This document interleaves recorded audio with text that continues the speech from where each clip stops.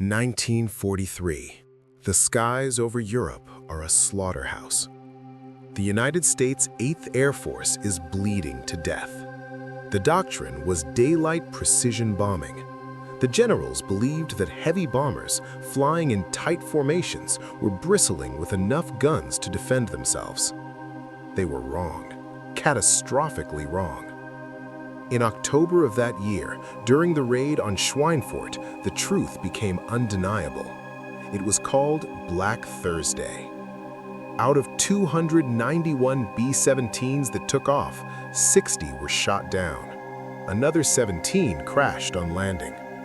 Over 600 airmen vanished in a single afternoon. The German Luftwaffe, flying Agile interceptors, was tearing the formations apart. Their primary weapon was the Focke-Wulf 190, the Butcher Bird. It was fast, heavily armed with cannons, and it could roll and dive faster than any Allied plane in the sky. The Allied fighters, the P-47 Thunderbolt, the Spitfire, had a fatal flaw. They had short legs. They had to turn back at the German border due to lack of fuel. Beyond that line, the bombers were alone.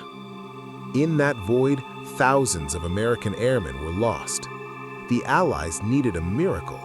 They needed a fighter plane that could fly all the way to Berlin and fight when it got there. What they didn't know was that the solution was already being forged in a California hangar. American superiority often begins with a refusal to accept the status quo. In 1940, the British Purchasing Commission came to North American aviation. They were desperate. They asked the company to build the Curtiss P-40 Warhawk under license for the Royal Air Force. James Dutch Kindleberger, the company president, looked at the specs. The P-40 was yesterday's technology. It was heavy. It was obsolete. Kindleberger made a counteroffer that sounded impossible. "We won't build an old plane. We will design you a better one, and we will do it now." The timeline was insane. Design and build a prototype in just 120 days. Lead engineers Edgar Schmood and Raymond Rice went to work. They didn't just build a plane, they sculpted the air. They utilized a revolutionary laminar flow wing designed to slice through the air with minimal drag. They placed the radiator under the belly, utilizing the Meredith effect, where the heated air exiting the scoop actually created a small amount of jet thrust. This design choice gave the Mustang its distinctive silhouette, but it also gave it a unique sound, a high-pitched whistle caused by the airflow through the scoop, a sound that would soon haunt German airfields. In 117 days, 3 days ahead of schedule, the prototype rolled out. It was a masterpiece of aerodynamics, but it had a weak heart. The early Mustangs were equipped with the American-made Allison V1710 engine. At low altitudes, it was a beast, but above 15,000 feet, the Allison engine gasped for air. Its performance plummeted. The air war in Europe was fought at 30,000 feet. Up there, the early Mustang was useless. It seemed destined to be a low-level reconnaissance plane, a footnote in history. But then, a British test pilot made a suggestion. What if they took this perfect American airframe and married it to the greatest engine in the world, the Rolls-Royce Merlin, the same engine that powered the Spitfire? American industry roared to life. The Packard Motor Car Company in Detroit began building the Merlin under license. The result was the P-51B. It wasn't just a simple engine swap. The airframe had to be strengthened to handle the torque. New cooling systems were devised. It was a chaotic feat of engineering integration. But the transformation was absolute. When test pilots flew the new hybrid, the top speed jumped to over 440 miles per hour. It could climb like a rocket. It could fight at 30,000 feet. The Mustang had found its soul. Yet speed and altitude were not enough. The original problem remained: range. How do you get a high-performance fighter from London to Berlin? The engineering solution was simple but effective: external, disposable fuel tanks. With these drop tanks, the Mustang's combat radius stretched to over 1,600 miles. Suddenly, the Luftwaffe had nowhere to hide. It is said that when Hermann Göring saw American fighters over the skies of Berlin for the first time, he whispered, "The war is lost." He knew that German air superiority had evaporated in a single morning. Now, when the B-17s flew into the heart of the Reich, they had their little friends with them, every mile of the way.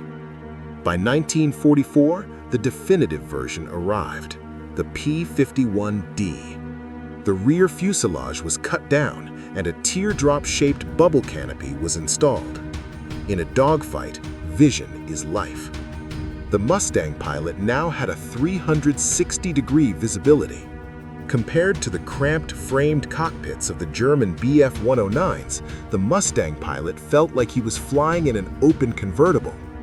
Armed with 6 .50 caliber machine guns and the advanced K-14 gyroscopic gun sight, the Mustang became the apex predator. This gun sight was a marvel of the era, a primitive analog computer. The pilot would dial in the wingspan of the enemy plane, and the sight would calculate exactly where to aim based on the G-force and turn rate. It turned average pilots into sharpshooters. The strategy changed. General Jimmy Doolittle, taking command of the 8th Air Force, issued a new order. Pilots were no longer tied to the bombers. The order was pursue and destroy the enemy wherever you find him. The Mustang was taken off the leash. They hunted the Luftwaffe to extinction. They broke the back of the German fighter force, not just by defending, but by attacking. They didn't just fight in the air. On the return trip from escort missions, Mustangs dropped to treetop level. They became the terror of the German Wehrmacht. They strafed trains, supply trucks, and airfields. The sight of a silver flash and the sound of 6 machine guns tearing up the ground paralyzed German logistics. A machine is only as good as the men who fly it. The Mustang was the chariot of legends. It was the plane of the Tuskegee Airmen, the Red Tails, who fought racism at home and Nazis abroad. While the exact statistics are often debated, their record is undeniable. In over 200 escort missions, they built a reputation for discipline and ferocity, refusing to chase glory if it meant leaving their bombers vulnerable. It was in a Mustang that Chuck Yeager became an ace in a day, shooting down 5 enemy aircraft in a single sortie. But the Mustang's war was not limited to Europe.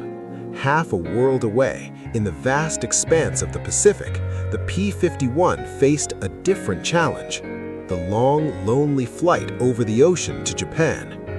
Operating from the captured island of Iwo Jima, Mustangs flew grueling 7-hour missions to escort B-29 Super Fortrans to Tokyo. They battled the fanatical Japanese Imperial pilots and the sheer exhaustion of long-distance flight, proving the versatility of the design. American industry produced over 15,000 Mustangs. It was a demonstration of overwhelming industrial power. High-tech engineering, mass-produced at a scale the Axis powers could not comprehend. The P-51 Mustang did not win the war alone, but it made winning possible. It cleared the skies for D-Day. It allowed the strategic bombing campaign to strangle the German war machine. It protected the men who destroyed the factories, and it hunted the enemy until the skies were empty. It was the perfect fusion of American urgency, aerodynamic genius, and raw mechanical power. President Truman's investigative committee called it the most aerodynamically perfect pursuit plane in existence. The pilots, they just called it the Cadillac of the skies. History simply calls it the greatest fighter of World War II.